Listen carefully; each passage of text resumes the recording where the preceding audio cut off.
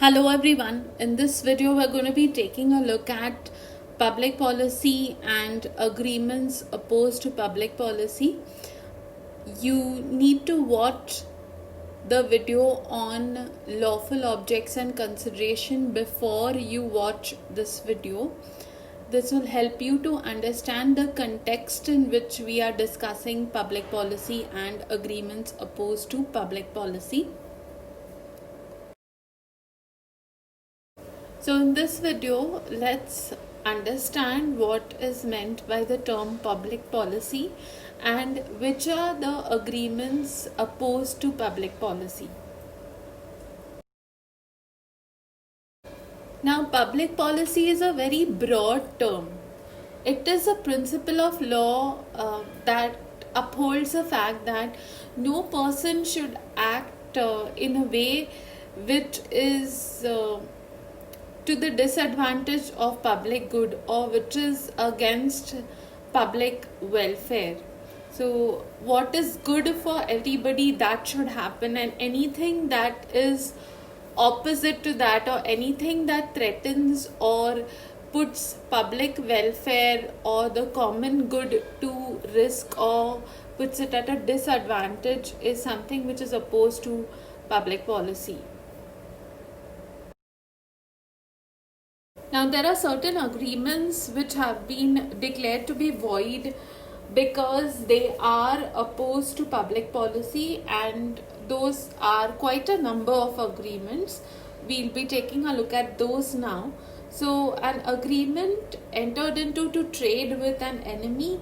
By enemy, we mean a citizen of a country with whom we are at war or with whom we are experiencing some political tensions.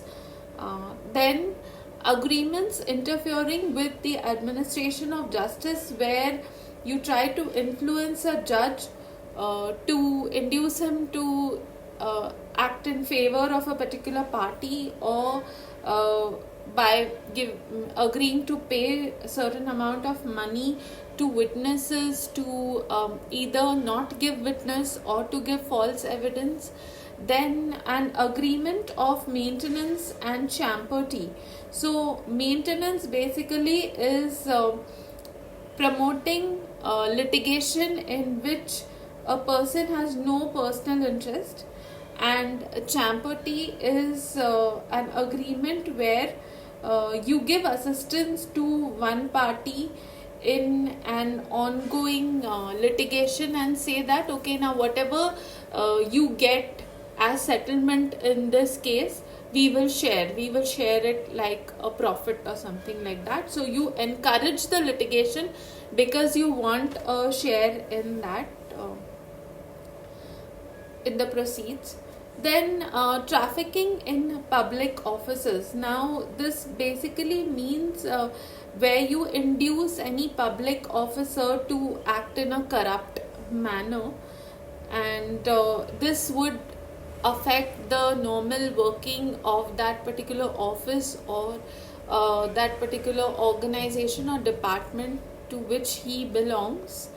Then a marriage brokerage agreement. Now this is different from that of a marriage bureau. This is where you demand money for in exchange for somebody getting married, and it is not referring to a marriage bureau. That is, you a parent says that you pay me so much money to marry my child, then that is a marriage brokerage agreement which is void. Then interfering with parental duties. So you cannot these are natural duties which a parent has towards a child, and anything that you do to prevent someone from fulfilling their parental duties, those are agreements which are opposed to public policy. Agreements interfering with marital duties, that is where you cannot say that you'll pay somebody money to take a divorce from their spouse. So those kind of things. Then agreement restraining personal liberty. Now, as a citizen of India, we have the right, each person has a right to uh, personal liberty, to live freely, and anything with whereby you try to restrain this right, then that is an agreement opposed to public policy. An agreement in restraint of trade, that is whereby you enter into an agreement to prevent someone from carrying on lawful trade. That is, somebody is going to open a shop in your vicinity, and that will affect your business because you're a shopkeeper there.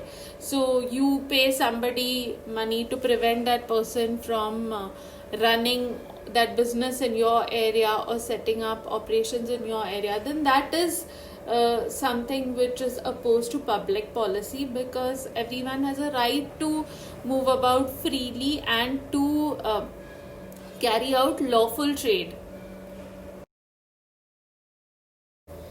An agreement to do something opposed to public duty, that is, if you are going to say that something like, I will pay a cop not to catch a thief or not to arrest a criminal, then that would be an agreement opposed to public policy, because that is his public duty as a cop. An agreement that leads to the creation of monopolies. Now, this is not related to trade association. This is where one person tries to create a monopoly, and either you keep very high prices to try to prevent others from getting into that, or so that you profit the most out of that.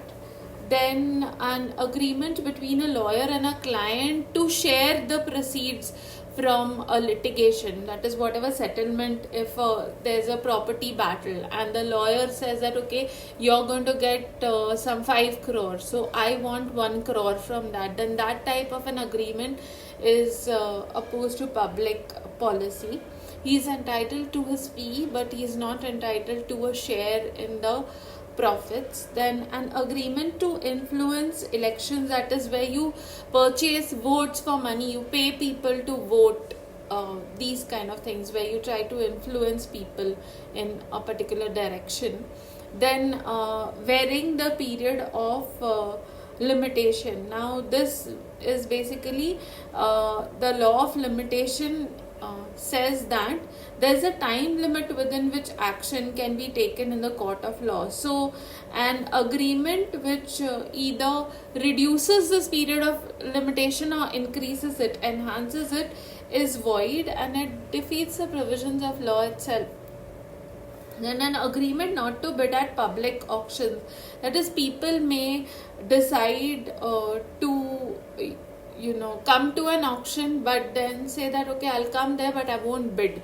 But the whole purpose of a public auction is that people should compete with each other and the item should go to the highest bidder. So this sort of a thing is unlawful.